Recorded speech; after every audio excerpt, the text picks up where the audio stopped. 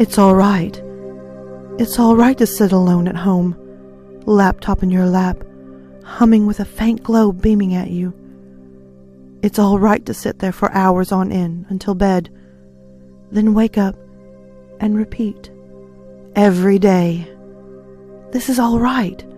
What else is a trust fund for, right? You remember what made you realize it, not getting people, and vice versa. The silent, wide-eyed stares as you walk down the street, the anxiety, the knowledge, so certain in your mind that everyone hated you. So you stopped going out. You had your TV, your laptop, your high-speed internet, your heat, and you could order your groceries online. You never guessed what this would eventually lead to. All things considered, you never really could have. The first year passed fine enough. The video games were fun, and the pirated movies and the ebooks satisfied you. The bitterness was still there, though. In your core, the loneliness, the dull ache for human contact in the physical realm. More video games solved that. Before you knew it, it was 10 years later. The first 6 years the usual. Internet all day, sleep all night, then do it all over again. Order groceries every 2 weeks. Then the 7th year, you didn't need to sleep anymore. Then the 8th year and onward, you didn't need to eat either. You haven't gotten up or blinked in years. All that exists now is the hum, the glow of the screen, taking it all in, the information. The sheer frickin' amount of it is intoxicating. Your days now are filled with a hunger that could devour the stars and the pain that could rival hell. The hunger that is ever so sated whenever you go to another part of the internet. It is something else. It's hungry too. You can feel it, reading through all the articles and tweets and posts. The more you take in, the more it takes out of you, eating away, digging like cockroaches in your brain constantly, making you hungry, but biting into you. Deep down you know that's why you don't eat anymore, why you don't sleep, why you couldn't move even if you wanted to, why you aren't even really human anymore. Sometimes you catch a glimpse of it. You see brief patterns in what you read on the computer, clicking back and forth constantly.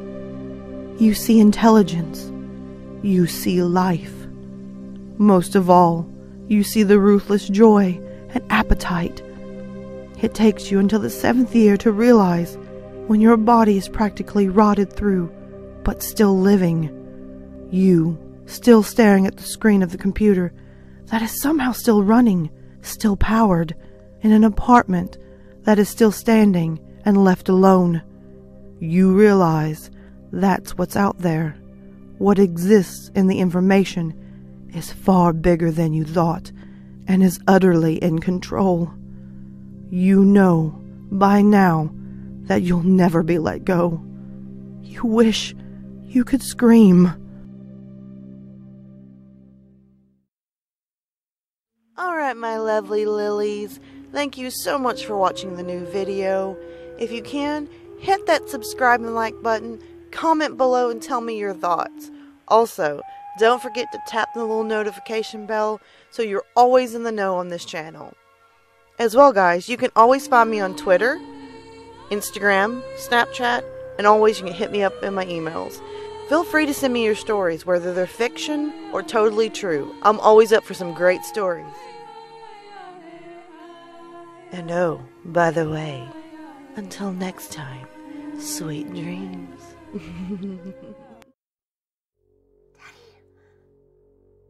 wake up.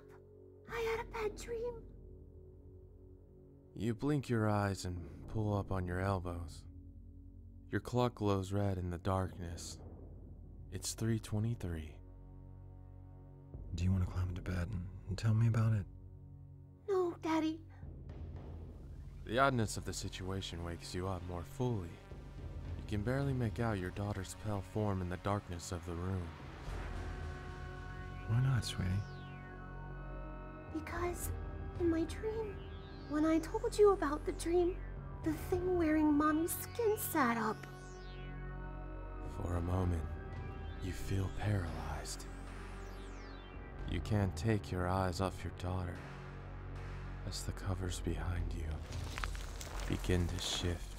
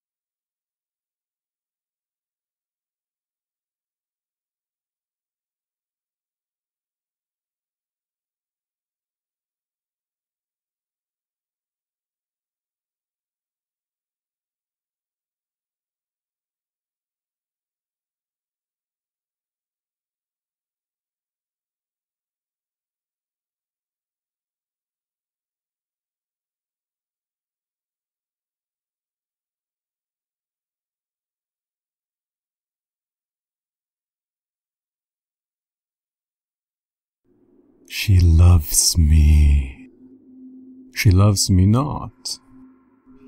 She loves me. She loves me not.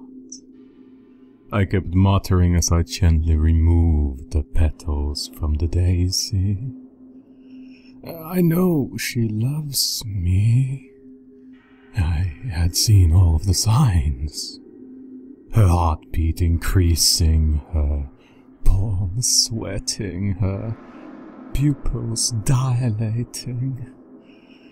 I just knew it was for real.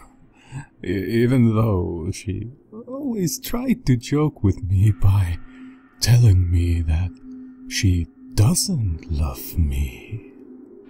Oh, I never ever believed her. I will never believe her. She loves me. She loves me not. A few more petals dropped to the floor as my eyes wandered on the quivering shape tied to a chair. Her blonde hair having streaks of red that caught the light in just the right way. She was beautiful. I could tell she wanted me. By the way her tear-filled eyes couldn't break contact with mine. Not even for a second. She loves me. She loves me not. I knew it. Only one petal left on the daisy. I stroked her cheek with the palm of my hand and told her that we could be together forever. Her soft answers were blocked by the gag in her mouth, but I'm sure they were words of solid joy. She just loved to play with me and start yelling if I'd remove it. And we just couldn't have that. No. She loves me, as I ripped the final petal off with a smile and threw the stem in the corner with the others. It took me a few tries, but in the end, I always knew that she loved me.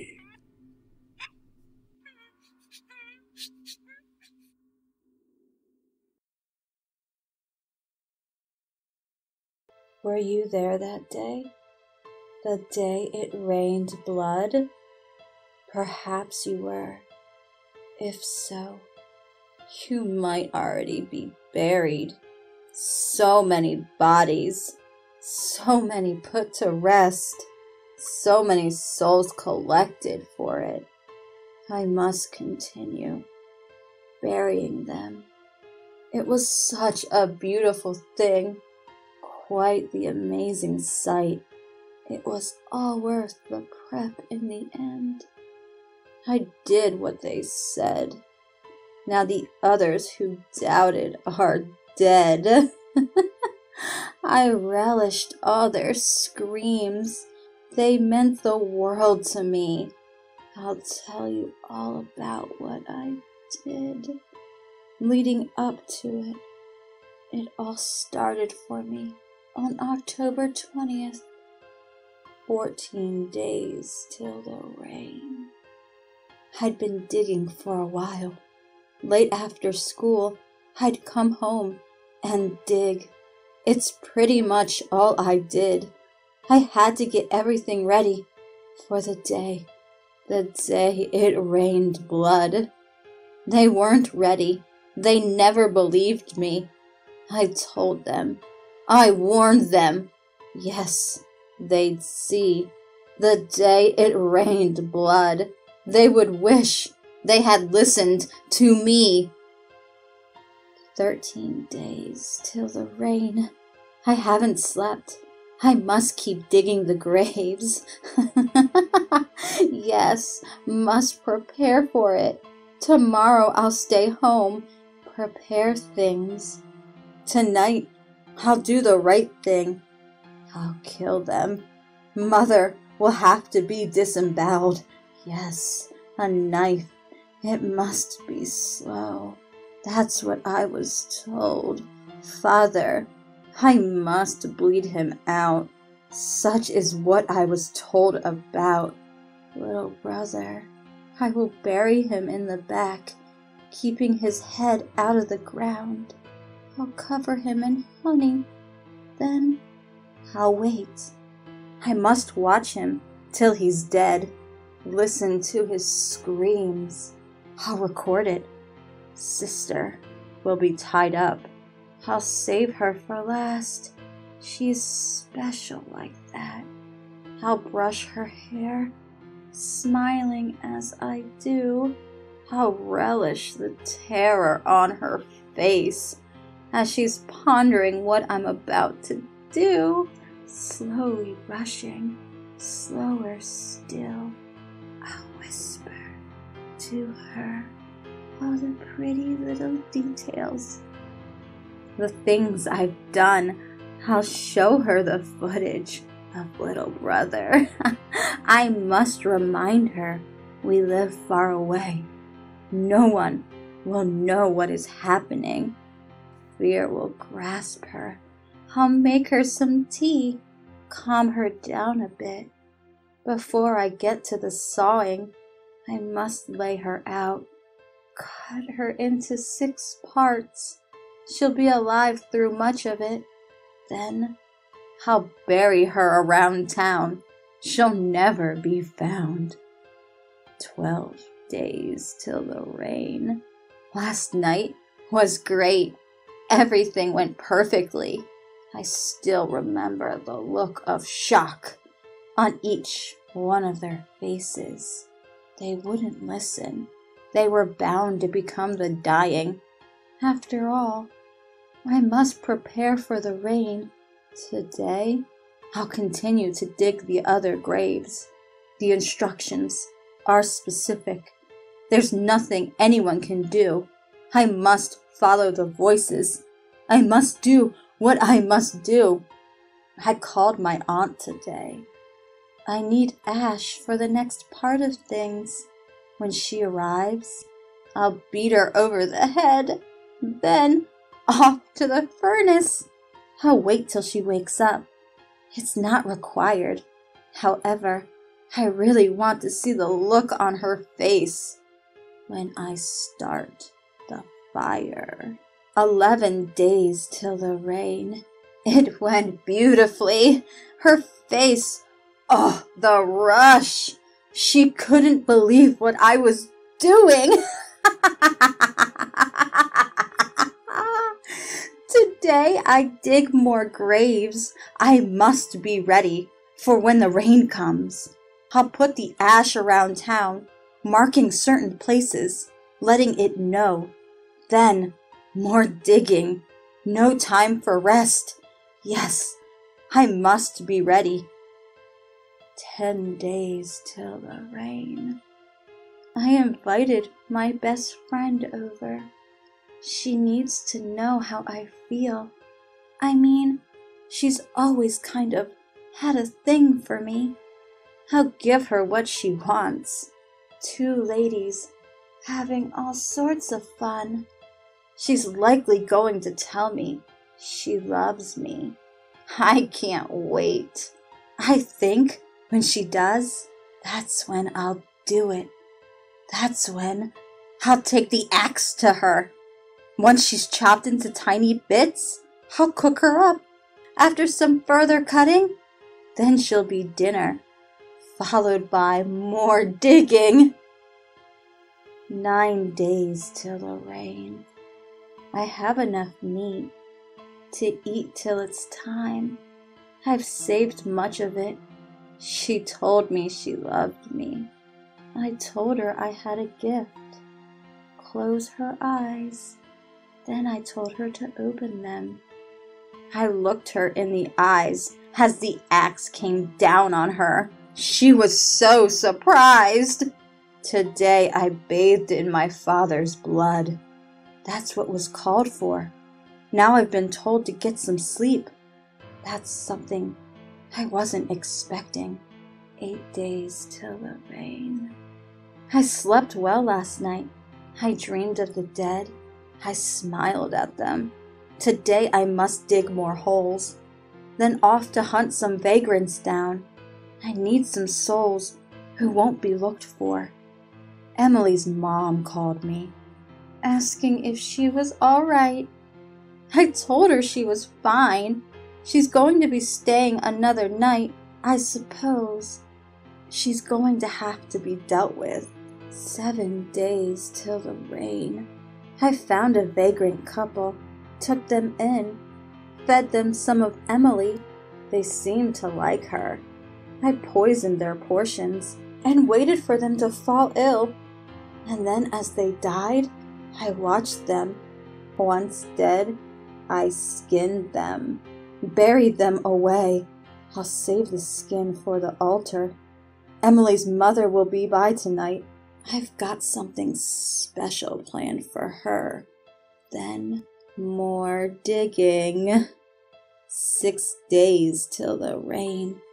It went according to plan. Emily's mom wanted to know when she was joining us. I told her she was already here. She's part of us. It took her a second. Then things finally clicked. She was mortified, disgusted even. First, she felt the rage. You could tell she wanted to kill me. Too bad for her. I gave her something that made her a paraplegic. Only temporarily, of course. When she woke up, I offered her the choice. A slow death Or she could end it herself. It took a bit of coaxing. Eventually, though, she realized there was no escape. I tormented her with the sounds of her daughter's death. I'd been recording things. Again and again she heard what transpired. Eventually, it was too much. The constant reminders of how she lost her only daughter, the way I made her eat her too. It was much too much for Emily's mother dearest. So it was she ended her own life with a gag. The choking of her last breaths. It was magnificent. I skinned her, added her to the altar. Now I dig some more.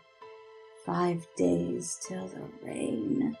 Today was quiet, much like the day before it. Nothing but digging. I've almost prepared for it.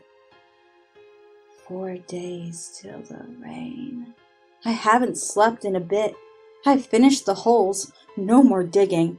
I had to go out, kidnap, and kill a few more of the forgotten. I finally have enough skin. I've completed the altar. The voices tell me to get some rest. I think I smell the first hint of what's coming. 3 days till the rain. Today, I fast, meditate a bit, chant prayers of thanks to it. 2 days till the rain. A day of silence. I've not spoken. I'm told to sleep now. I can smell that it's coming. 1 day till the rain. Today, I went to school. I stood there and stared. They tried to move me. It wouldn't let them. I just stared and smiled. Nothing more. I can smell the blood in the air. They'll all be dead soon. The rain is coming.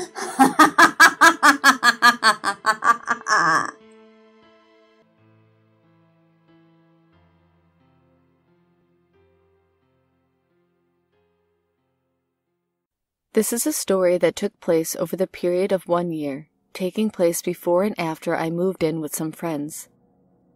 The first instance of the person we began to refer to as the Goat Man was, ironically, on Halloween. I had made plans that got cancelled that evening, so I went to hang out with some friends and engage in debauchery as all young adults do from time to time. One of them mentioned that a friend of theirs was coming over and joining us. I got there around 8:30. Kids were thinning out a bit as this is a smaller town, and the parents were pretty wary here. A few of us were in the dining room talking, and the rest were in the other room engaging in said debauchery. A person came to the door and asked if one of us was home. They were, of course, told yes and invited in. None of us in the dining room knew the person, but we are friendly enough and included him in the conversation. As the evening went on, he joined us and went into the other room with the rest of my friends. We did the things we had planned, drank and smoked late into the evening. He eventually left. After he left, we all realized that not a single one of us knew the person well enough to say so. We all assumed one of us knew him. I had assumed he was my friend's buddy that was coming over. I had crashed there, and the next morning I asked who the guy was. Well, it turns out he was a guy that came over with another friend of ours, briefly, for less than an hour. I will repeat, this was a person none of us even knew. He just came over and asked if one of us was here. That's not even the creepiest part. We dubbed him the Goat Man because of the fact he sort of just showed up and became part of our group, and left without anyone really knowing it. A few months later, he showed up again to hang out with us. At this time, a couple of new people had moved in with us. These people let him in after he asked for another one of us. We were surprised. No one had any prior knowledge of his coming over. He just showed up, again. We asked him to text one of us before coming over. We're friendly, but not that friendly. He left and he said he would, and he did. Usually right before he would show up on our doorstep. We didn't think anything malicious of this guy, just that he was awkward and an idiot. I mean, is your first reaction that the person who you don't know is going to skin you and wear your skin as a suit? Of course not, but maybe it should have been in this situation. Eventually, we had a common occurrence of him showing up once or twice a week, and us asking him to text us before showing up, he never did. We got sick of that really fast. One day, he comes over and knocks. Another one of my roommates goes outside and talks to him a bit. He begins to tell a story about breaking into a person's house and stealing $400 worth of electronics because they undersold him pot for about $5. They made a mistake and they were going to rectify it that weekend. We actually knew these people. He didn't know that. After he leaves, our roommate comes back in and tells us all of this. Well, of course we banned him. This is not the kind of person you welcome back into your home. Well, a couple of weeks go by and he turns up again. This time after smoking a cigarette on our porch for about 10 minutes. He would smoke on our porch. People would come home and find him there. So we told him not to come back, and if he did, the police would be involved. Here's where things go from 0 to 100. About 3 weeks later, one of us comes upstairs and tells us our porch is on fire. It left a sizable hole in our porch. We have very little evidence that it was him, but given how malicious he acted towards our other friends, we figured he would do something like that. And there was the fact that he smoked on our porch while no one was home, all the time. We put out the, thankfully, small fire and returned to business as usual. I saw him about a month later. He smiled real big and greeted me like a friend, just like nothing had happened between us. Since then, we haven't seen him. For about 3 months, we were worried he would break in. Thankfully, this never occurred. He was an odd fellow, that goat man, slightly dangerous and over-interested in hanging out with us. I don't know if our friends reported the break-in, but I hope they did. Though he wasn't real, Fargo was the best friend I ever had. Growing up poor meant moving wherever my dad could find work, and we never stayed anywhere long enough for me to make any real friends. It also meant that toys weren't a luxury we could afford, but I didn't mind. I loved Fargo more than any kid ever loved their new PlayStation or trampoline. He was a breadbasket-sized stuffed dog we bought from the flea market. He looked like a mutt and had soulful, chocolate-brown eyes. The old lady we bought him from said that Fargo was a magical doll who could come to life. She also said that the moon landing was fake and that Ronald Reagan was the reincarnation of Jesus Christ. I don't think my parents took her seriously. Her word was enough for my imagination, though, and soon Fargo had come to life, even if I had forgotten the stuff about the moon and Ronald Reagan. Every day, after school, Fargo and I would go treasure hunting around the neighborhood together. He would lead me to all sorts of amazing things. A stick that was a magic wand, a piece of glass that was a diamond, and a bird's nest that was a king's crown. It didn't matter to me that I didn't have money or friends. Fargo made sure that I was the happiest kid in the world. Until the day he got ripped. It had started off the same as any other day. Fargo had told me that there were mermaid scales down by the creek, and so we went looking for them. We'd just found a big one when I heard a low rumble coming from beside me. Fargo was growling. He was turned away from the creek, looking at something behind me. I turned around to see a man I didn't know. He wore a washed-out denim jacket, and he smelled like cigarettes. When I looked at him, I couldn't help but get a sinking, uneasy feeling in my stomach. He smiled. "Hey, kid," he said. "What are you doing?" "Collecting mermaid scales," I answered. "Oh, is that right?" the man asked, edging towards me. "Well, I've got a whole real-life mermaid back at my house, and she's just giving away her scales for free. Wanna see?" I backed up towards the creek. No thanks, sir. My mom says I'm not supposed to go off with strangers. I could hear Fargo growling again, but the man didn't seem to notice. Come on, kid. You gonna pass up the chance to see a real-life mermaid? The man said, and his grin widened to reveal gaps in his crooked yellow teeth. He was still edging closer to me, and I got the sudden urge to run. I glanced around and saw I was in an elbow in the creek. The only way out was forward. I picked Fargo up and held him out in front of me like a shield. He barked and snapped at the man, but the man didn't seem to notice. Is that for me? The man asked. He lunged at me. I pulled back, but it was too late. He had swiped Fargo from my hands. Oh, he's a cute dog, the man said. He reached in his pocket and pulled out a little brown knife. He clicked a silver button on the side, and a blade popped out. He stuck the blade into Fargo's stomach, and Fargo let out a yelp that the man couldn't hear.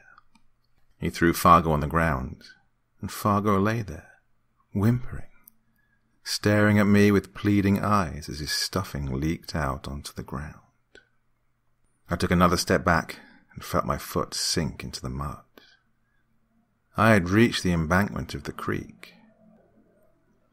I tried to swallow, but my mouth was dry. My heart pounded in my ears. I had to run. The man lunged for me again. I felt his fingers close around my wrist. I squeezed my eyes shut and tried to pretend I was somewhere else.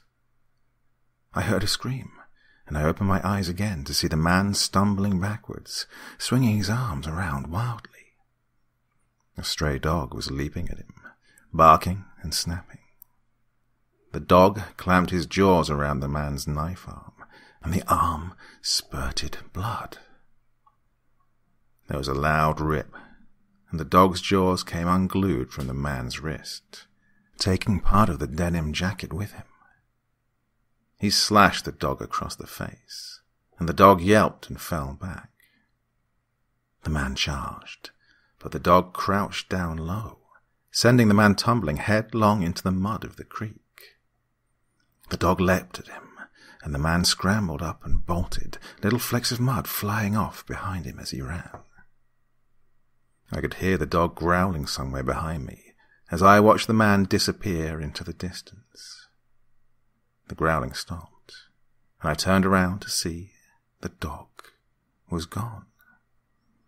I walked over and picked Fargo up. He wasn't alive anymore.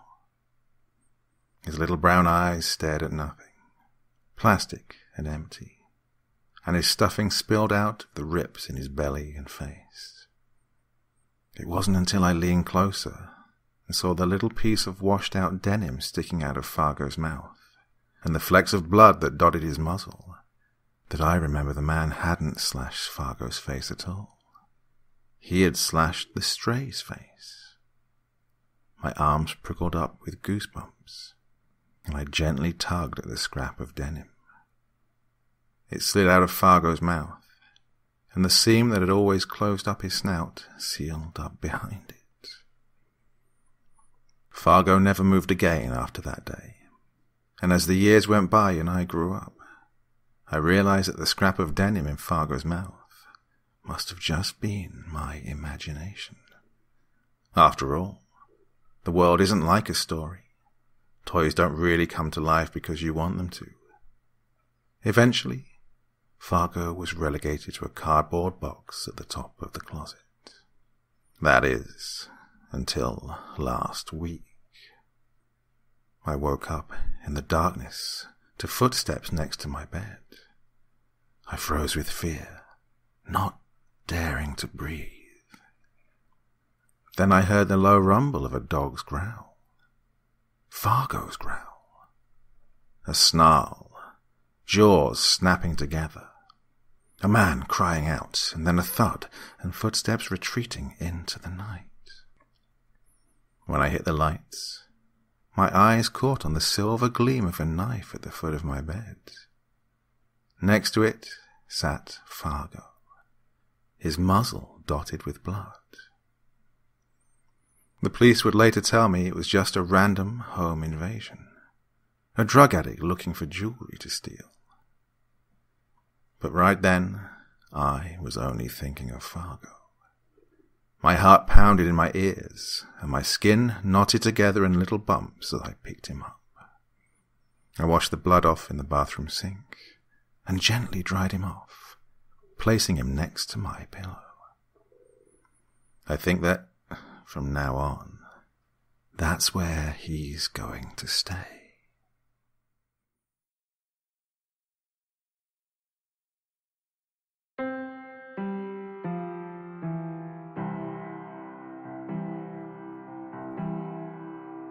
I stepped into the shower stall under the hot spray of water. Goddamn, this is gonna feel so good, I say aloud. The warmth immediately expels the chill deep in my bones from working 7 miserable hours outside on this wet and icy winter day. Steam swirls in the air, and hot water soothes my aching body. I can feel my tight muscles relax, and the cluster of knots in my back begin to untwine. I squeeze a gigantic glob of shampoo into my hand, more than needed. The lather from the shampoo builds and thickens, and I massage it into my scalp, paying particular attention to the massive stress and tension built up in my temples. With foam running down my face, I hear the bathroom door slowly creak open. I think to myself, that goddamn cat. I didn't close the door all the way, didn't I? Now a bit irritated, I continue to work the shampoo into my hair and scalp. I'm annoyed the cat took me out of my Calgon take me away moment. Gradually a chilly flow of air envelops my body. I shiver from the cold and curse the cat one more time. I hear a creak from something heavily stepping on the wooden floor. I know the cat is getting a fat ass. He's not that big. Oh well, maybe it's time to start buying him that diet meow mix for cats with fat asses. I chuckle to myself. With soap suds running down my face, I poke my head out from around the shower curtain and yell, "No more fancy feast for you, buddy." I casually rinse the soap from my head and face, reluctant to leave this comforting sanctuary of warmth and tranquility.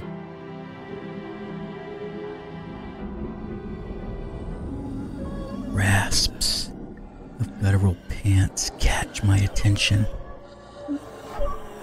I'm not alone. I open my eyes to something pressing its face into the shower curtain from the other side. The genderless body gyrates against the shower curtain with a perverted motion. The flimsy curtains hang from the curtain rod, which then sticks to the hazy body rubbing against it. It presses its forehead against the curtain, opening and closing its mouth. I slam into the rear of the shower from the shock of seeing this obscene creature. The cold tiles of the shower stall prickle my skin like needles. It presses its featureless face deep into the curtains. It invasively studies my naked body up and down over and over again. The terror I feel is only matched by my shame. It crouches and slowly rises, licking the curtain's surface in a zigzag pattern from bottom to top. My stomach begins to turn, ever so lightly. Its touch on the shower curtains begins to emerge on my skin. Falling water from the shower head beats against my body and grows louder. My God, it's deafening. I fall to the ground sobbing and I scream, "Stop! Stop!" The soothing water quickly loses its heat and pelts of cold water sting my skin. The beast laughs and cackles at my torment. It lowers its pressed hands to waist level and rubs its palm against the curtain's surface in a circular motion that grows faster and faster. The beating of the water grows louder and louder. I can't take it anymore. I want it to end. I accept my fate and reach for the shower curtain. My fingers are trembling violently from both cold and fear. Shaking, I grab a handful of the thin barrier, the only thing separating it from me. I yank the curtains as hard as I can, ripping them down. Shut my eyes and bring my hands to my face as plastic curtain rings and rod crash to the floor. Seconds feel like minutes. I wait for a whisper with the stench of suet to breathe obscenities into my ear. Any second, I expect those cold fingers to begin rubbing over my bare skin, granting themselves permission to go to those forbidden places. I wait. I wait.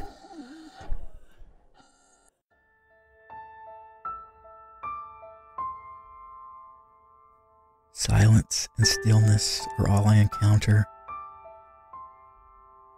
I slowly lower my hands and open my eyes to an empty bathroom. I pull the shower curtains over my exposed, naked body. I can't stand to look at my nakedness.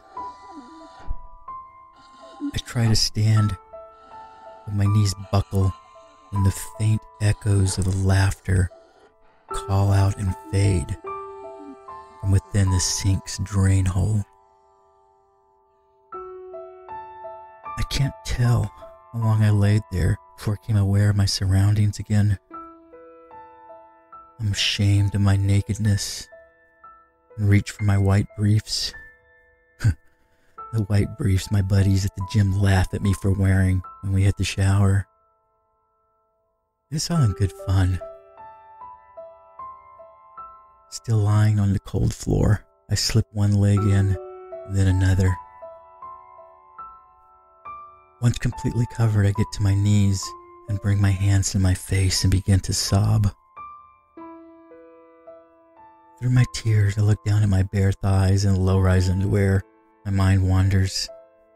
I look good in tight underwear, with my 30-inch waist and my hairless swimmer's body. They joke, "Why do you wear kids' underwear?" They say, "You look like a little boy in those tighty-whities." I look down and I begin to cry again. "Why do you wear tighty-whities? You look like a goddamn child. Why don't you wear a man's underwear?" That's what they'll say tomorrow. But finally, instead of laughing with them, I have a different answer now. I'll say, I wear my tighty-whities because they help me not to forget how it felt to have the innocence of a child. They remind me of what I lost and will never have again.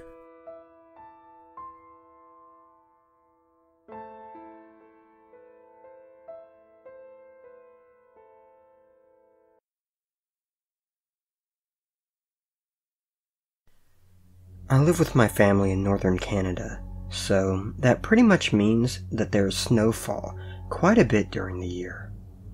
Currently, I'm diagnosed with schizophrenia.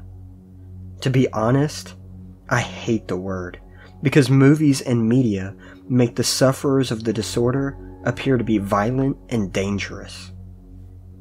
I think I should give a very brief description of what schizophrenia is. It is a disorder that can cause physical, visual, and auditory hallucinations, depending on how severe. These can be very vivid and realistic, or they can be cartoony and totally fake. Personally, I haven't ever had a physical hallucination where I could feel something that didn't exist. But I do occasionally have an episode where I'll believe I'm not even on this planet anymore, or I'm witnessing a murder. If I may add, I used to watch gory horror movies before I was diagnosed, but now that's a huge no-no, because it gives my brain something to hallucinate about. Luckily, I'll usually just see something mundane, like a chair in the middle of the road, or a book on the ceiling. Like I said, very mundane. My story begins about 2 weeks ago. My mother had to make a late delivery at the nearby hospital, and my father was on a business trip, so I was completely alone in my flat, except for my Finch, Superman. I was heating up some leftovers when I got the start of a migraine. My mom had her own cure for migraines, which consisted of almonds, peppermint, and a liter of water. That slowly got rid of the headache, but it didn't get rid of the dizziness I typically get with the migraine. I heard a pain squeak coming from Superman, so I went into the living room where his cage is located, and saw from a distance his head appeared to be ripped off, and his wings were broken. I turned around momentarily stunned by what I had seen, but I convinced myself that it wasn't real and ignored it. I went into my room to go to bed, and almost on cue as I finished dressing myself, I heard a growl coming from my window, which had its blinds closed. I called my mom and told her I think I was experiencing an episode, and she responded that she'd be on her way home soon. I left my room to go to my parents' bedroom because I was unwilling to deal with whatever could have been behind the blinds. Doing so required me to pass through the living room. As I entered, the first thing I noticed was the open window. The second was the large, hairless beast, the size of a pit bull. It turned to face me. Its face was similar to that of a child, but instead of a regular mouth, its teeth were huge and were outside of its mouth, perfect for attacking. I noticed there was a thick, red fluid dripping from its mouth, covering its elongated fingers. Not a moment after it had noticed me had it pounced. My primal instincts kicked in, and I bolted towards the front door and exited. I was on the 4th floor of my complex, so I decided the fastest way down was the stairs. I sprinted towards the stairs to be greeted with an abyss going down into the darkness. I stopped myself as to not fall, and stood at the edge before beginning to turn around. I didn't see who pushed me over the ledge. Later that night, my mother found my unconscious body at the bottom of the stairs. She called for an ambulance before running to what would have been the door to our flat. But the door had been ripped from its hinges and was laying in the floor. She called the police, and it appeared there had been a break-in through an unlocked window. The intruder didn't take anything with them, but our bird was gone, and the inward end of the door was left with deep claw marks.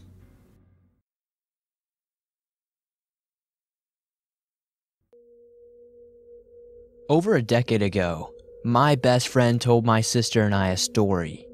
We were all in college and she was living at her parents' for a while. They live not too far outside the city, but it's a hilly farmland, so most of the houses are pretty far apart. A family friend lived in a house across the field from them. This is what she told us. Her friend cut across the field the other night to come over. It was a clear night and a bright moon. All of a sudden, a huge shadow flew overhead, completely covering the light from the moon, so he claimed. The shadow flew straight to my best friend's house. Shaken, he continued on and once at the house, told my friend and her family what he had seen. That night, or a couple of nights later, my best friend saw a dark, three-dimensional blob hanging from her ceiling. It was darker than any shadow in the room. It hung down like a half circle or a raindrop. She saw it every night. When a light was on, there was nothing. She spent days moving things around in her room and outside her room, but the shadowy blob remained there. It didn't scare her, but she felt it was watching her. She was just started sleeping with her bedside lamp on to try to help her feel better. My sister and I thought it was a weird story, but, you know, whatever. About 2 years later, I had completely forgotten about my friend's story. I was home alone from college for summer and had to stay in my brother's old room. Things were fine for a week or two, but one night, as I was falling asleep, I saw a three-dimensional blob sticking out from the seam where the wall meets the ceiling. It was darker than any other shadow in the room, and I had the strangest sensation that it was looking at me. I was very irked, but not afraid. I moved things around inside the room and out over the next few days, but always it was in the same place. I started sleeping with the bedside light on, and I would turn it off for a while to let my eyes adjust to each night to see if it was still there, and it was. Then after about 2 to 3 weeks, when I saw it, I found it had moved up toward me, still along the seam, about 3 feet. After that, I just kept the sort of light on. I was in and out of my room for several years, and I had never had a light off. I finished school and moved here and there, and any time I ever had to stay in that room, there's some kind of light on. I did check again though, and every now and then, over the past 5 odd years, I haven't seen it since. I never saw it in any other room or place that I lived. Final notes. The shadow the friend certainly saw could have been an owl, but he wasn't sure. But who really knows? My friend and I gave a cute name after I remembered her story and I told her I saw the same thing. Again, we got the impression that it was just curious and looking at us, but not up to anything sinister. I'm not a believer in shadow people or creatures, but honestly, I don't know how else to describe this blob.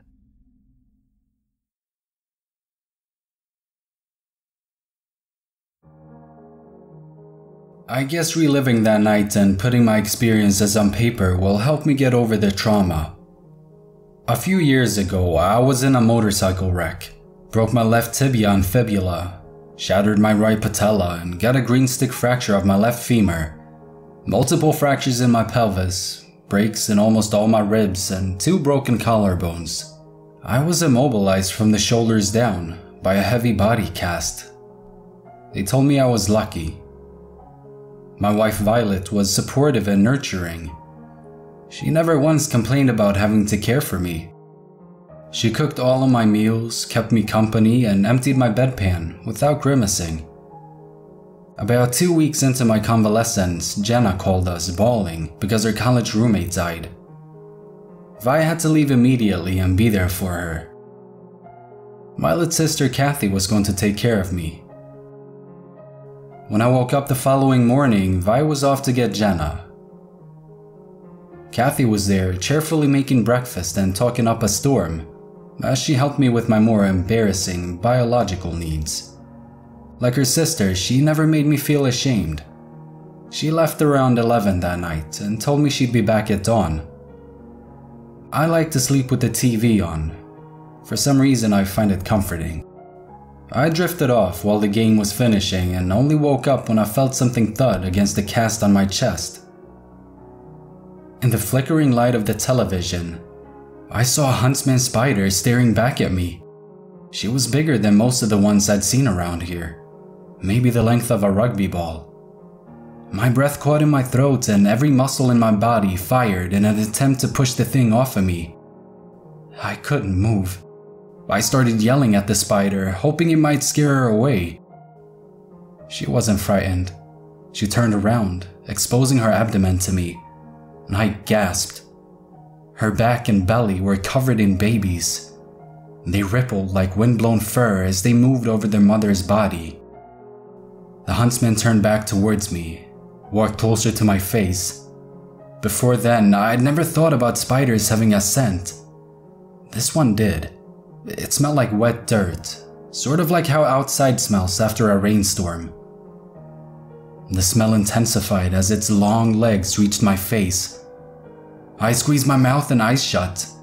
Its prickly legs advanced, first to my lower lip and then my nose, my eyelids, and finally my forehead. Its leg span stretched from ear to ear, hairline to chin. Its thick, heavy body ran from my chin to right between my eyes, and it stayed there. I tried to hold my breath. To say I was horrified was an understatement. I wish I was dead. I prayed to be dead.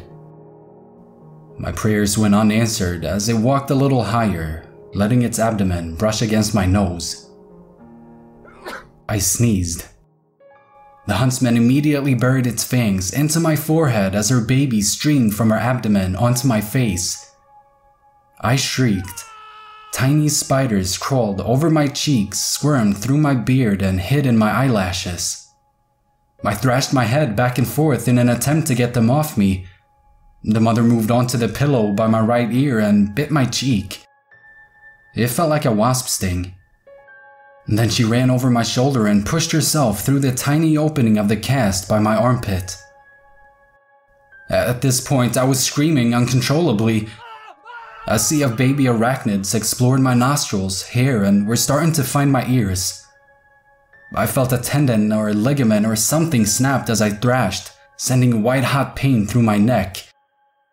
Trying to move my head after that was excruciating. As the babies dispersed throughout my face and head, the mother explored under the cast. To this day, I have no idea how she was able to compress herself to fit underneath the thing. She wandered over my chest to my stomach and down to my groin. She exited the cast by the hole nearby, only to move back inside by my legs. She stopped at the underside of my knee, and that's where she stayed. When Kathy arrived in the morning, I'd somehow fallen asleep. But I guess the exhaustion brought on by the horror I'd experienced forced my body to shut down, even though my mind was still soaked in terror. Oblivious to the events of the night before, Kathy shook me awake.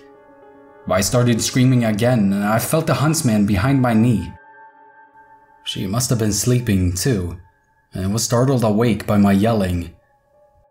She bit my leg over and over as Kathy tried to calm me down and tried to get me to fill her in on what was happening.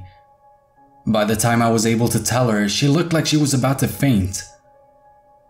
I'd always considered myself somewhat of an arachnophobe, but Kathy's fear of them was light years beyond my own.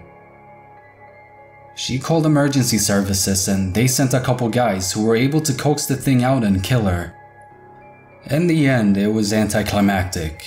I came home with Jenna later in the day and Kathy and I told her about my night. Neither of them were able to listen to the details. A family of arachnophobes. Time went by and my broken bones knitted together and healed. And eventually I was back on my motorcycle. Every night though, I dream about the huntsman staring at me. I feel her young streaming across my face and up my nose and around the gaps of my teeth. Whenever there's a quiet moment, I hear them scratching at my eardrums. And I'd swear that every time I clean my ears, I'm pulling out eggs.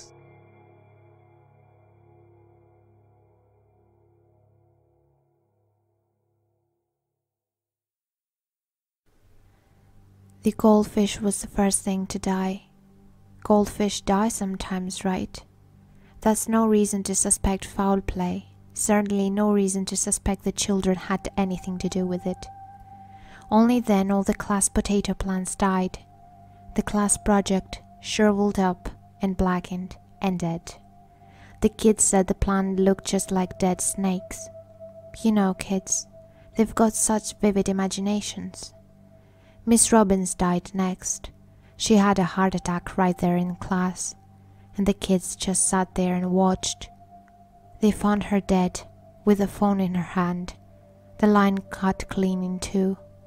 Must have been some kid playing with scissors, right? The substitute broke her leg on her way to work, slipped on a patch of ice, would you believe it? Had to have surgery to get it fixed. There was a complication, and she died on the table. Too much anesthesia. The class pen pals stopped writing back.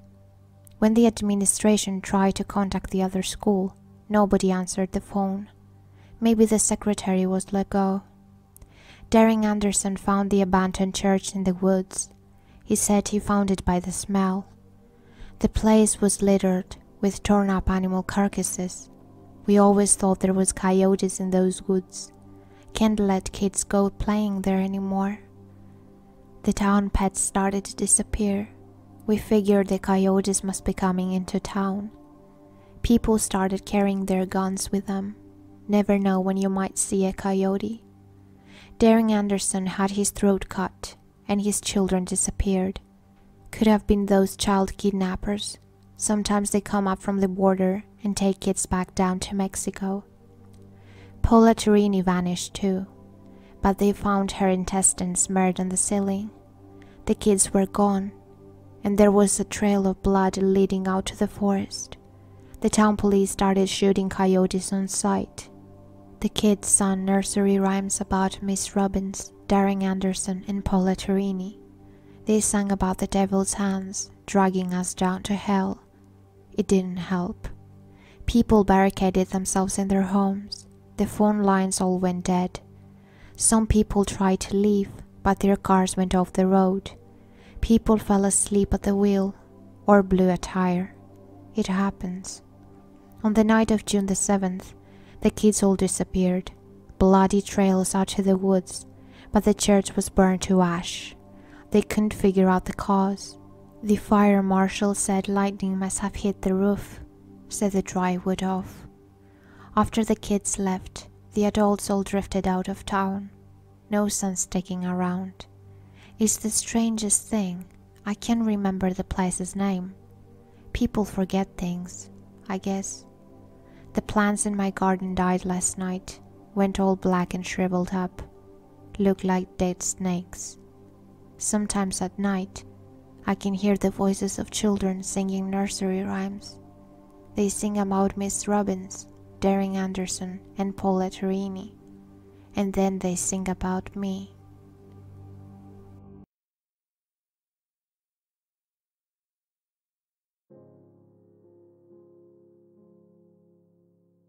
Hi everyone, After Dark Analysis here. Today we're going to be talking about what horror films do to us on a psychological and biological level, and why we seem to enjoy them and what they do to us. We are actually going to have to start all the way back with Aristotle. Well, yes, obviously Aristotle was not chilling out watching the new slasher. Scary literature did exist at the time, and he was more theorizing on people just seeming to like the idea of being scared. He theorized that horror and being scared was this purge of emotions that would lead to this catharsis and make people feel better. This is underscored by the excitation transfer theory by Dolph Zillman. The belief is the negative feelings we feel during a horror movie intensify the positive feelings we feel when it's done. There are a lot of differing theories as to why our brain does this and why this is. Noel Carell, a film scholar, theorized that horror is a mixture of fear and disgust. That's what we build our monsters off of.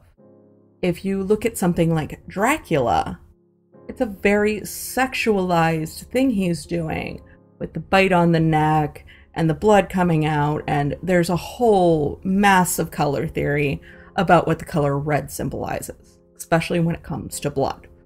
So it's a way for people to kind of look at and deal with budding sexuality in a safer way. He theorizes this is because our id is using disgust to realize some deeper desire we have that it's trying to hide from the superego. So the id can just tell the superego, oh no, it's cool, we're just watching a movie. If you look at the makeup of most horror movie monsters, they have sharp teeth or snake-like appearances. These are predators that threatened our existence back when we were hunter-gatherers. While there isn't much need for it now, we still have those back brain triggers that trigger that fight or flight response. And fight or flight is exactly what it sounds like. You are either going to fight the big bad or you're going to run away from it. People that couldn't run fast enough or defeat it died and didn't pass on their genes.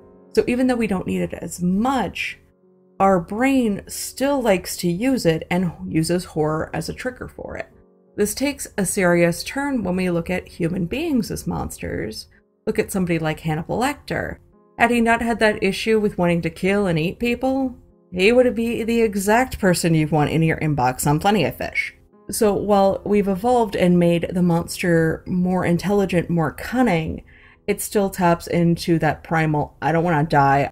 Freud referred to this idea as the uncanny. Again, it's thoughts and desires that the id recognizes, but they're being suppressed by the superego. Carl Jung thought it was more of a collective subconscious. Look at things like shadows. How often do we use darkness in a horror film to have our big bad hiding in? Safe to say, a lot of people have a fear of the dark. While calling it a fear of the dark is a little bit of a misrepresentation, though, because most people probably aren't afraid of what the dark is. They understand it's just you can't see good, but that taps into a fear of what's in the darkness. So in reality, you're afraid of what's in the dark, not the darkness itself. A predator can come up and attack you, and you wouldn't even see it coming, so you might not have time to defend yourself. And that's a realistic fear. Christoph Koch theorized that the amygdala is activated when we're afraid. This is why we respond more to images of animals than people, places, or things, which are much more rational fears for us to have.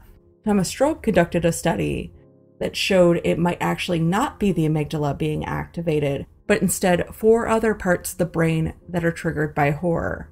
The first is the visual cortex, which processes visual information, the insular cortex, which is responsible for our self-awareness, the thalamus, which is a relay between our brain's right and left hemisphere, and the dorsal medial prefrontal cortex. This is responsible for planning, attention, and problem solving. Many have theorized that movies are very close to being in a dreamlike state.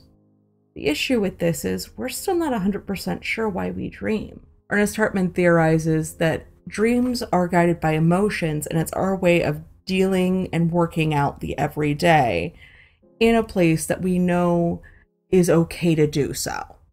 Glenn D. Walters proposes that for a horror film to be effective, it has to have 3 things: tension, relevance, and a level of unrealism. Tension's pretty straightforward, but let's focus in on relevance. There are 4 different types that you can have. Universal, which is something like death or the unknown that crosses cultural barriers and almost everybody has. Cultural, which deals with societal issues. Subgroups like teens. How many times have we seen 20-something-year-olds or high school students go into a cabin in the woods? Or personal, where you identify with the protagonist, or you condemn the actions of the antagonist so heavily, you root for them to be destroyed. For unrealism, we have a couple of different ways horror constantly reminds us it's not real. When we're talking about a film, it's multiple camera angles, because most of the time, if it's a documentary, it's only going to be one person and one shot recording. This was shown in a study done in 1994 by Haight, Macaulay, and Rosen. They had a group of people watch violent documentaries, and they couldn't finish. But they could go see a horror movie and see much more atrocious acts performed on screen, because they knew it wasn't real. It was those camera angles. It's the soundtrack that backs films. Most people don't run around with a full orchestra behind them. There's also this sense of black humor, or very, very dark humor in horror films. where they break that tension for a storytelling element, but it's also a callback and a wink to the audience going, no, yeah, this isn't real. Because as a species, we're curious. We like to see things that exist outside the norm that we can't necessarily do in our everyday lives. That's why you have people skydiving and roller coasters, and horror films are just a different end of that. This is why somebody like Deirdre D. Johnson noticed there are different types of viewers. There are 4 main categories when it comes to horror. The gore watcher, which has low empathy, but they have high sensation seeking, and they identify with the killer. There is the thrill watcher, who has high empathy towards the characters, again high sensation seeking, but they identify with the intended victim. So they want to follow our hero through the destruction of the big bad. There's the independent watcher, who has high empathy and a positive outlook on the story, and the problem watcher, who has high empathy but doesn't think things are going to end that well. Like, our hero doesn't defeat the big bad.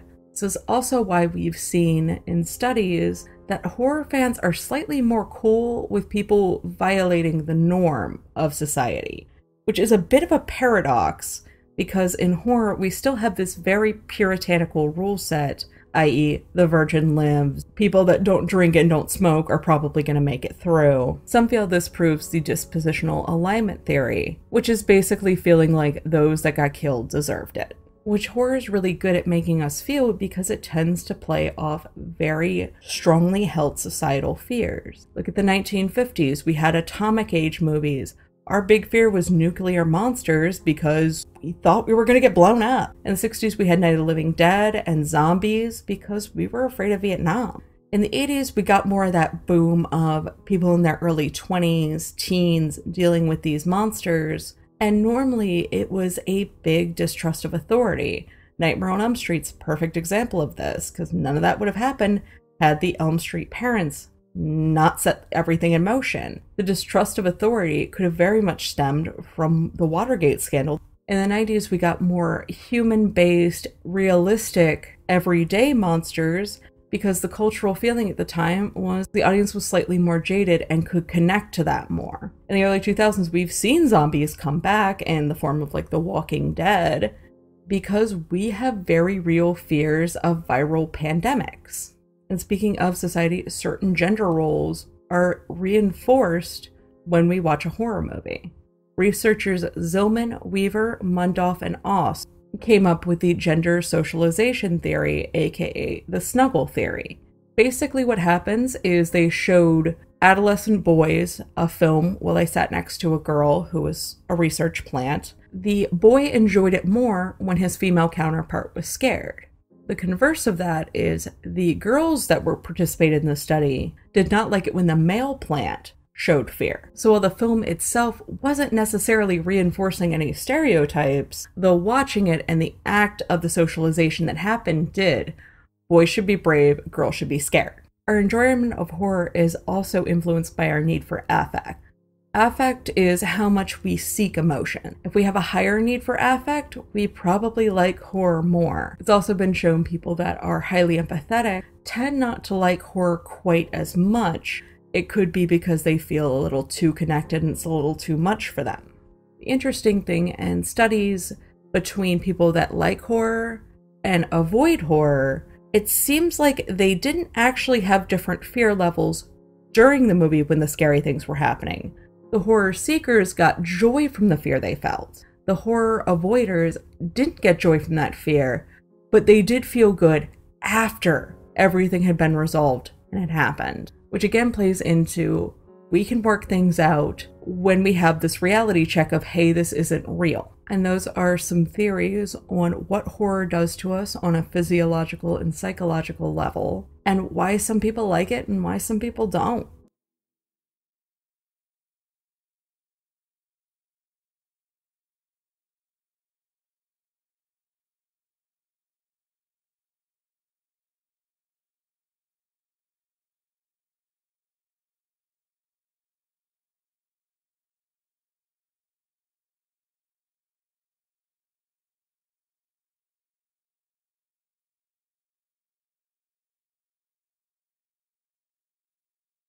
Hi everyone, welcome to After Dark Analysis.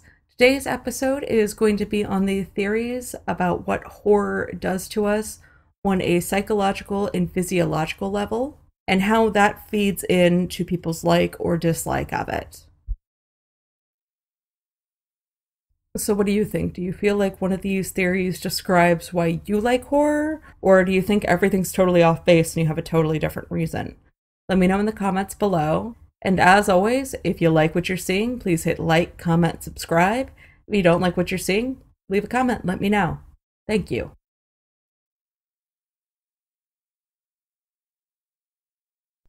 Stephen by C.K. Walker. Bradley stared at the TV in disbelief. It was always on since Marie didn't work and spent nearly all of her time watching headline news. Nancy Grace was her favorite. He'd heard the name of his small town roll idly off of Grace's shrill, southern tongue. His blood had turned to ice. God, no. Please. Not another one.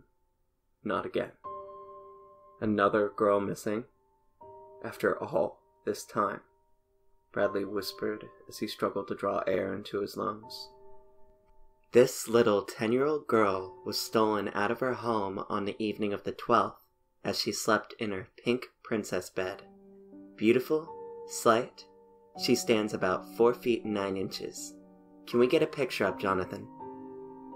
Bradley's heart dropped as the image of pure innocence filled the screen. A little girl leading a horse around a paddock. Blonde hair, blue eyes, just like he liked them. Is it Stephen? Has he done this again? Marie, please tell me it's not Stephen. Tell me it's not him. How did he get out of prison? Please. Not again. Bradley's wife sat weeping on the couch. She didn't need to answer him. He knew she believed it was his son. Bradley waited a few days to call the prison. He hoped the girl would turn up, safe and sound. But the search for her had only widened.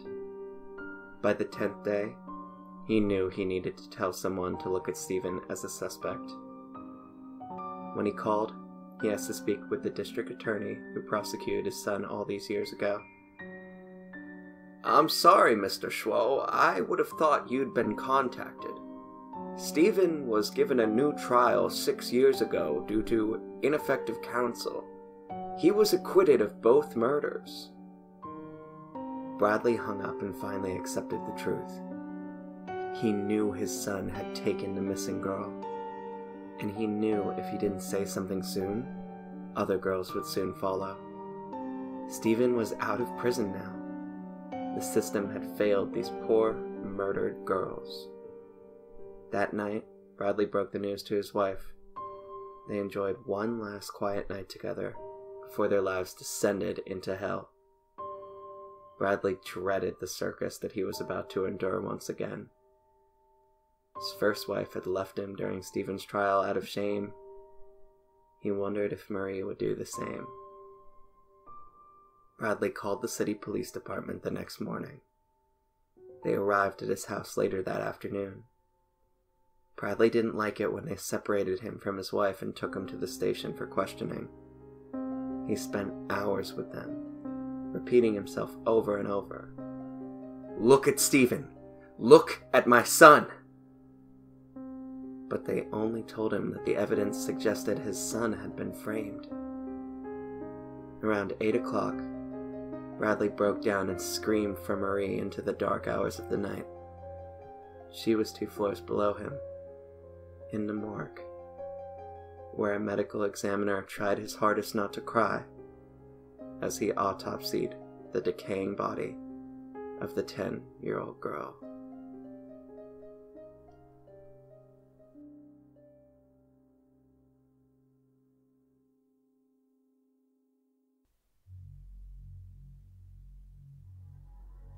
They came upon us suddenly and quickly. We barely had any time to react. Some of us screamed and ran, while others of our city stood ready to fight. In the end, it didn't matter. These aliens had monstrous ships, and the aliens themselves towered over us. They did not kill us. There was no battle, and it was over in a matter of minutes. They had long, sharp tools they used to cut long and deep chasms into the ground around our territory of land. Then suddenly, we were in the sky, and we were moving fast, only to be dropped into a glass chamber. Now, we reside in a giant observation area. We're in one of their ships, I believe. Everything looks strange and synthetic. We're surrounded by glass that they peer at us through from time to time. We scream and beg to be released, but they don't seem to hear us. When everything first settled, and after we had some time to sort through all the confusion, we took in our surroundings and found our new land had no vegetation, nothing but a bleak dirt landscape, and some water in a basin these monsters filled daily. They placed atop our tank a synthetic sun that was much brighter and warmer than our sun, and many of us feared we'd be cooked alive. We decided that our only hope for survival in this new harsh reality is to flee underground, and hopefully the aliens wouldn't try and stop us. We began to dig and create tunnels underground where it was cool. We found it easiest to dig along the sides of the tank, and the aliens seemed to be excited by this, as they watched us intently at first. We had several tunnels and several spots where they connected, so we only had to go up to the surface to secure food and whatever else the aliens would give us. Eventually, we started to reform our community, or perhaps a better way to say it, we created a colony. And while we missed our old life and home, we were making do now, and we seemed to have a purpose again. That's when the monstrous aliens began experimenting on us.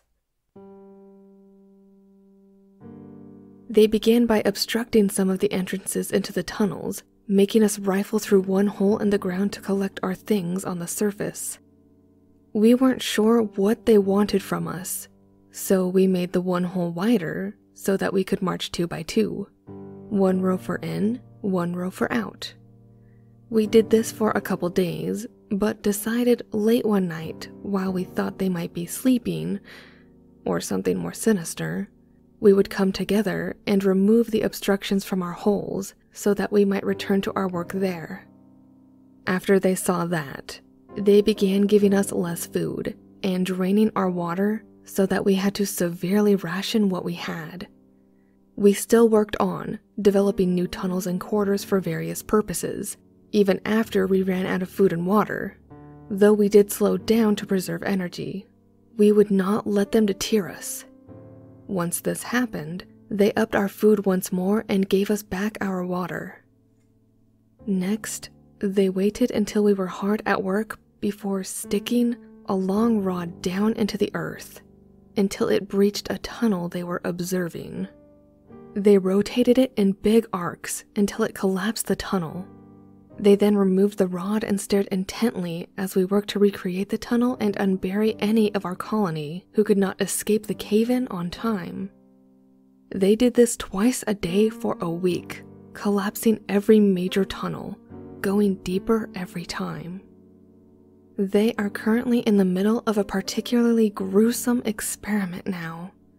Or so we figure, as once a day for a week now, they've taken 2 of our people and have not returned them. They wait for our thirst to consume us and make our way to the top before capturing 1 or 2 of us and disappearing.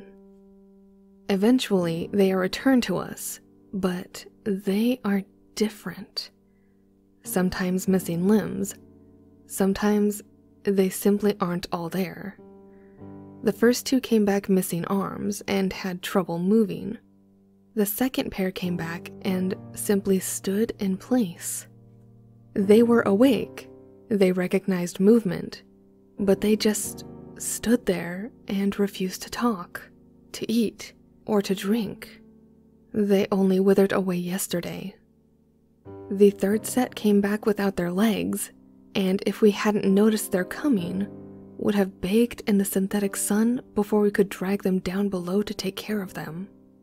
The fourth day they returned and simply ran in circles, as if they had no idea how to move properly anymore. Big, wide circles towards their target. They eventually fell in the basin. We tried to help them, but they just drifted down and drowned. They have yet to be removed. Now it is day 5, and they have brought the experiment to us. A monster has been put in the tank with us. It has fangs and secretes a sticky substance from its bulbous backside. Its body is massive, and it scurries about with its dexterous 8 legs. When one of our colony tried to collect water, it pounced upon him and killed him instantly with its sharp fangs. There is no doubt they want to see how we will react. If we fight it, who will win, and how many of us will fall. We gather underground now, waiting for the synthetic light to grow dim. Then we will pour out of our holes in a swarm to try and confuse and overwhelm the monster. We may no longer have a queen, but our colony thrives nonetheless, and we will not stop living for ourselves no matter what these aliens throw at us. We may be stubborn, we may be fools, but we are ants, and we do not give up no matter the odds.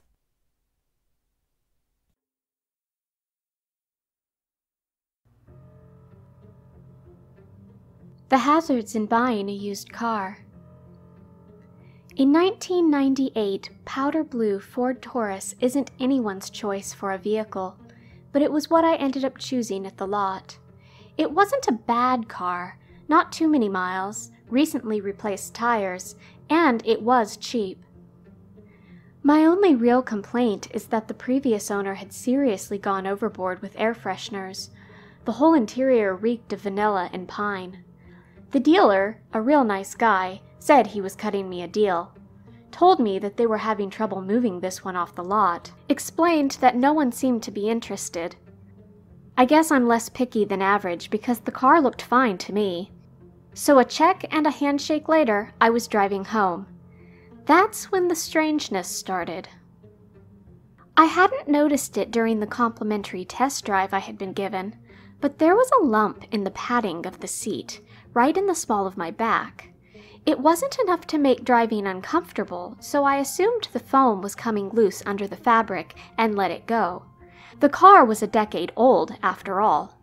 For about 2 weeks I drove the car like that, to and from work, picking up groceries and stuff like that. The lump was pushed to the back of my mind, and I had pretty much gotten used to it. Then it moved.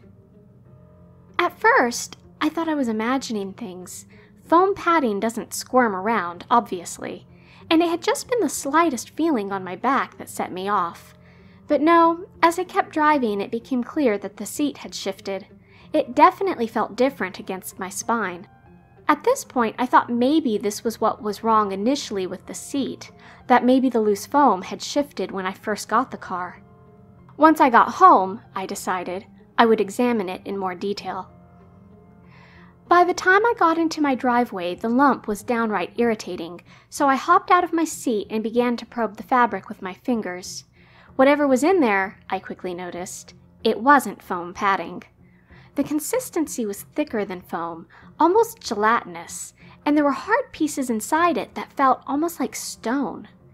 I couldn't make it out at the time, but the shape of the thing was familiar too. Confirming my suspicions, I also noted for the first time a long seam in the seat that someone had stitched up. The previous owner must have stuck something in there. I hopped back in to take the car to the dealer and complain. This is the sort of thing a salesman should tell you, you know? Maybe they just didn't know about it. I hadn't seen it at first either. I was about halfway to the dealership when the thing in the seat began writhing around. Not a shift like before, but actively crawling underneath the fabric.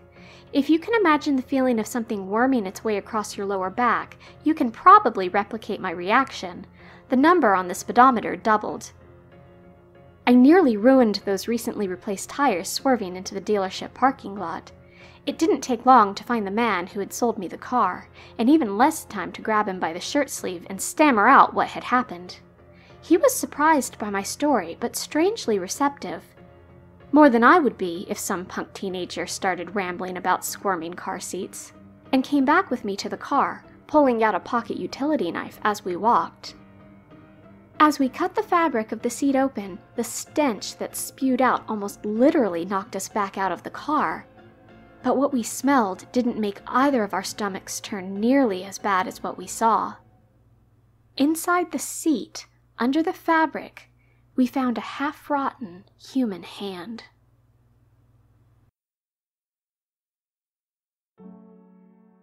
Something is terribly wrong. My baby won't stop crying. It's more of a scream than a cry. You know, the kind of cry that makes a parent go cold. I'm new at being a mom, but the first time I heard my baby cry like this sent chills through me. I just knew my baby was dying. But it wasn't. It was moving around normally, and so I just sat with it and rocked it. Eventually it stopped crying and fell asleep. That was a few months ago. I thought it was a fluke, like maybe my baby had gas or something. But it wasn't, because now my baby won't stop scream crying. It wails and cries over and over again. I feel like my baby's being tormented by something or someone. I've gone to the doctor with it a dozen times, but it doesn't cry when we are there. The doctor says everything looks good. He advised me to keep a diary of what foods I might be eating, and the chance that my foods are upsetting my baby's sensitive belly. I feel awful leaving the doctor's office in spite of the weird look he was giving me, because he was a comfort to me and my baby. I just felt like when he was listening to it, that it was okay. But mostly he kept the cries at bay. My baby must have a crush on him. I know I do. But only because his office was the only place I didn't hear my baby wailing. The quiet was so wonderful. I think it's been about 3 months since I've slept for more than 2 hours at a time. My mom told me to sleep when the baby sleeps, so that's what I do. But I wish the baby would sleep more. The most she ever sleeps is 2 hours, and I am lucky she does that. But my dreams are filled with nightmares. Nightmares of my tears from being told that I couldn't have kids. Nightmares of weird doctors and odd fertility offices and wacky procedures. I didn't want to go to any of these crazy things, especially the practice of my husband's religious witch doctor. But my husband wanted his own baby, a baby that will have his eyes and my smile, so I agreed to the midnight ceremony, deep in the basement of an abandoned cathedral. I don't know what happened there. I mean, bits and pieces come back to me in my sleep, but right when I feel like I'm close to the answers, my baby starts wailing and wakes me up. And now the wails are keeping my stubborn husband up as well as the neighbours. They've pounded on my apartment door, begging me to help that baby, screaming at me. One finally accused me of child abuse and called the cops on us. The cops were so confused when they heard nothing coming from the nursery. They saw my baby moving around and knew right away that something is not normal here, but not in an abuse kind of way. But they did call social services on me. Social services did nothing. I mean, what can they do? My apartment is clean, I'm not on drugs, and the doc told them my baby was in perfect health. So my husband found us a little motel and moved us into the room furthest away from other people. He's scaring me though. He just kneels in front of us, praying and begging for forgiveness. He has changed his mind about having his own baby. He begs me to just get rid of it. He says he can't take it screaming anymore, and the louder its scream cries, the louder he prays. I pray too, because I honestly want my baby. This is a miracle. Everything about my baby is a miracle. I mean, even if I were to ponder the thought of killing my baby, how would we do it? It doesn't matter though. Those thoughts come during my weakest times, and deep down I could not live without my baby. But last night, my sweet loving baby bit me. I knew it was a bite. I mean, you can just tell when something is biting you. I don't know how this is possible, because it doesn't have any teeth yet, but the blood is there. A simple red streak reminding me that where I go from here will change the lives of everyone around me. My blood freaked my husband out. He ran to the store and brought back a big knife, some blankets and newspapers. He says he's not going to let this wailing baby kill me. He says he loves me too much. I told him I called the doctor and that the doctor promised he would force me into labour next week. And I finally convinced him to not cut my baby out of me. I mean, we both wanted a baby so bad, and I am so close now. I mean, I only have to listen to it screaming for 5 more days. I've listened to it for 5 months now. 5 more days is nothing. He agreed. Now I only wish he would stop biting me.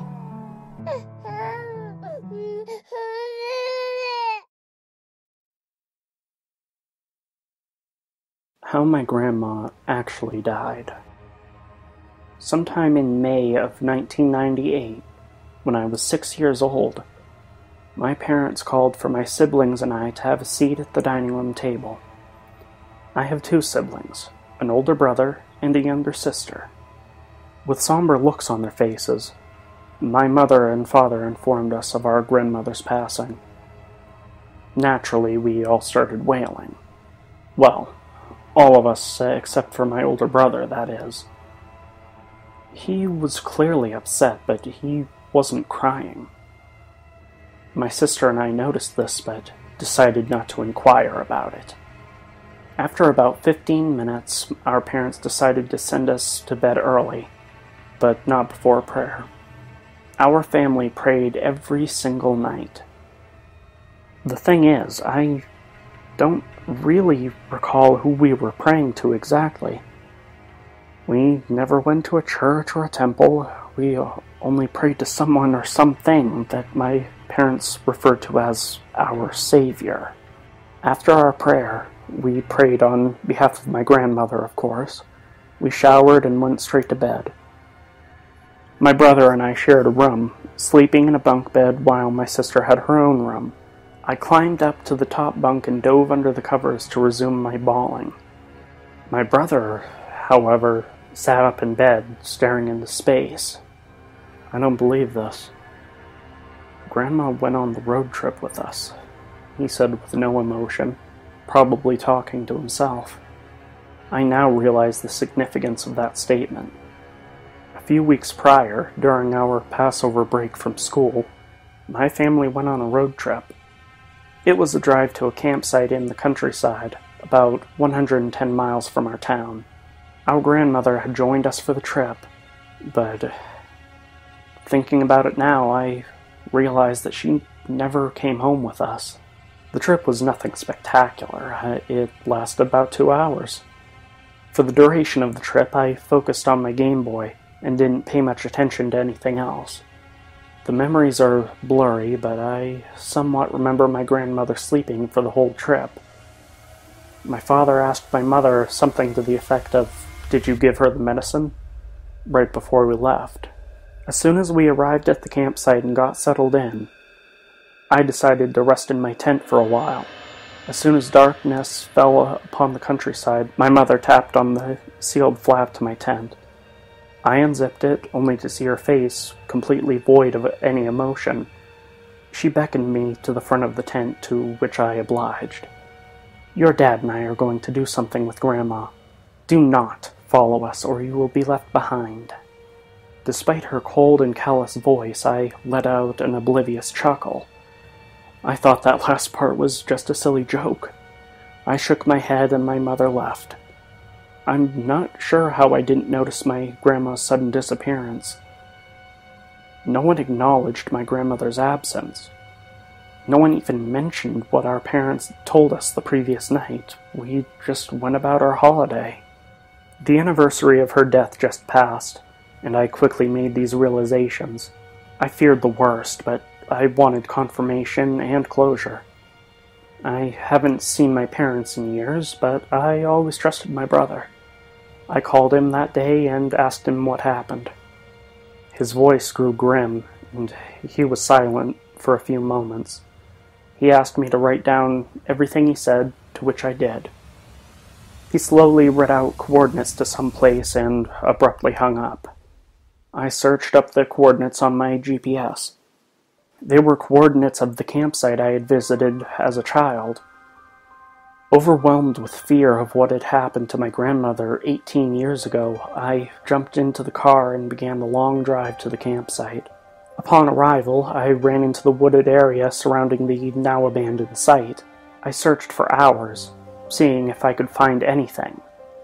Shortly before I was about to give up, I found myself in a small clearing. I saw 2 stones, each having a patch of dirt in front of it. I dropped to my knees and cried. I finally figured out what happened. Feeling weak, I crawled over to the 2 graves. Holding it close to my face, I read out the 4 words crudely carved into it. For you, my savior. I was sure that this was the final resting place of my grandmother, but I wondered why there was another grave. I heaved the stone up to eye level and read the only 2 words that were carved into it. At the time, I was unsure as to who the grave was for, but now I've realized it was meant for me. The 2 words on the small stone were words that my mother said to me during that fateful vacation. Left behind.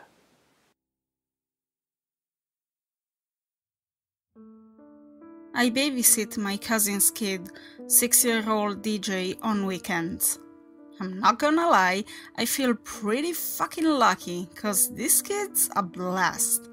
Even though I'm 3 times her age, we get along like best friends. We bedazzle, jam out to top 40 music, play video games, and watch dorky cat videos on YouTube. But our favorite pastime lately is blanket forts. We've spent literally all night before, like 4 hours straight sometimes, just goofing off in the darkness, provided by a comforter spread over top of several chairs and her dresser. Sometimes we'll tell ghost stories in the blackness, although she hates it when I put the flashlight underneath my chin and make creepy voices. So, no more flashlights in there, per the request of my little DJ. Well, tonight, that little shit, she showed me her secret stash of Twizzlers and Skittles. She asked me, can we please eat them in our blanket fort tonight? I rolled my eyes and said yes. I'm a fucking cool babysitter and cousin, what can I say?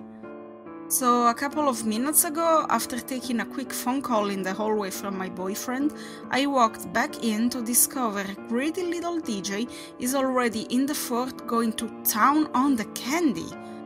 So I crawl in between the heavy couch cushions that serve as a doorframe and in my stern grown-up voice, "Young lady, unhand some of those yummy treats immediately." She giggles and serves me a handful.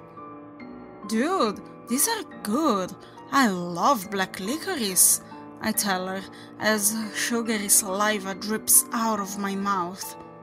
Just then, I hear footsteps. The door opens. What the fuck is that? DJ's parents already home? I didn't hear any car in the driveway. Gulping down my fear, I crawl towards the entrance of our fort to where I can see between the cushions, but I'm still hidden enough from anyone outside the fort. I know I'm a scared little baby right now. A fistful of half-chewed treats sticks in my throat as I look to the doorway. There, holding her stash of candy, is the little DJ.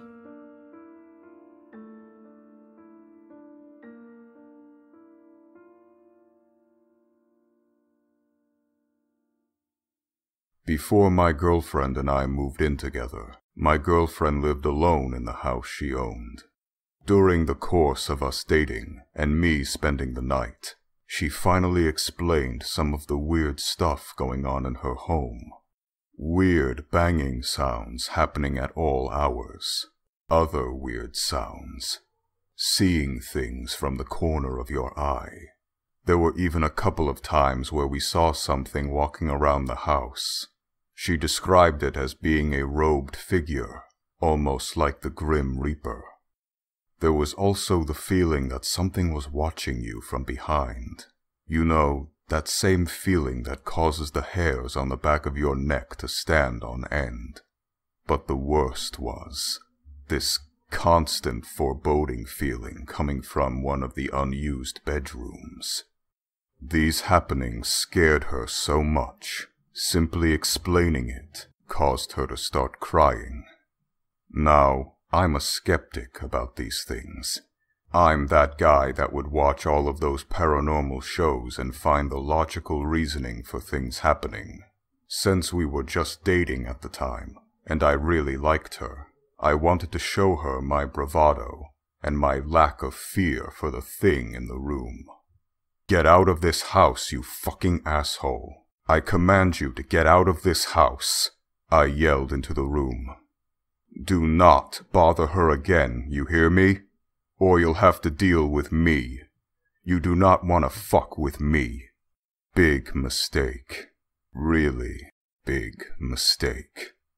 I spent that night at my girlfriend's. Sometime in the middle of the night, I suddenly woke up to a night terror. I had had them a couple of times before. I didn't experience anything crazy, but this instance felt intentional. It felt like I had poked a bear, and it wanted to show me that it didn't want to be messed with. I woke up to being paralyzed, heart throbbing, being able to see and hear what was around you. I could feel my girlfriend lying down next to me, and I could hear her breathing. This wasn't the scary part, though. The scariest part was hearing. Yes, hearing. Something run out of the room and down the stairs away from me and towards the unused bedroom. I could hear it make its way through the house. I desperately tried to get out of this night terror. I tried telling myself it was just a dream. I tried praying. I desperately tried to call out my girlfriend's name. I knew it was a night terror, but still couldn't get out of it. Every time before, I could get out of a night terror by reminding myself what it was. She somehow heard my whispered calls and woke me up. I did not go back to sleep that night. I was living in a 3.5-bedroom apartment with my mother, father, and my daughters. My eldest said to me one day, "Mummy, I would really love a dog." I figured it might be fun for my kids to grow up with a pup of their own. So I got the bright idea to go onto Craigslist to find a puppy on there. Yeah, not my proudest moment. So I made an account and searched for puppies with inexpensive to no rehoming fees. But all the puppies were really expensive. I mean, I had enough money, but I really couldn't afford for an $800 pup. I have kids to take care of. Anyway, I kept scrolling, and I came across a 6-year-old white pit bull. The ad said $50 rehoming fee, and great with kids and house trained. You know, the usual stuff that someone says to try and sell you something. So I replied, and we agreed to meet up down the street from my apartment in a couple of days. Now, at this time it was something like 10 o'clock at night, so we said goodnight and exchanged phone numbers and logged off. The next morning, I woke up to my text music going off over and over. So I opened my eyes to see what was being sent to me so frequently. It was the lady with the dog. She was flipping out saying, "Are you gonna take her? Do you still want her? Hello? If you don't want her, I'm gonna throw her in the pound." I saw that, and my stomach turned and I was immediately scared for the poor dog. So I messaged her back and said, yeah, I'll take her. I picked her up the next day, and I kid you not, she was all skin and bone, and it made me sick. I don't know what the woman did to the poor dog, but I suggest you be wary and don't go on Craigslist to get any kind of animals. You may come across a crazed dog abuser. I hope we never meet again.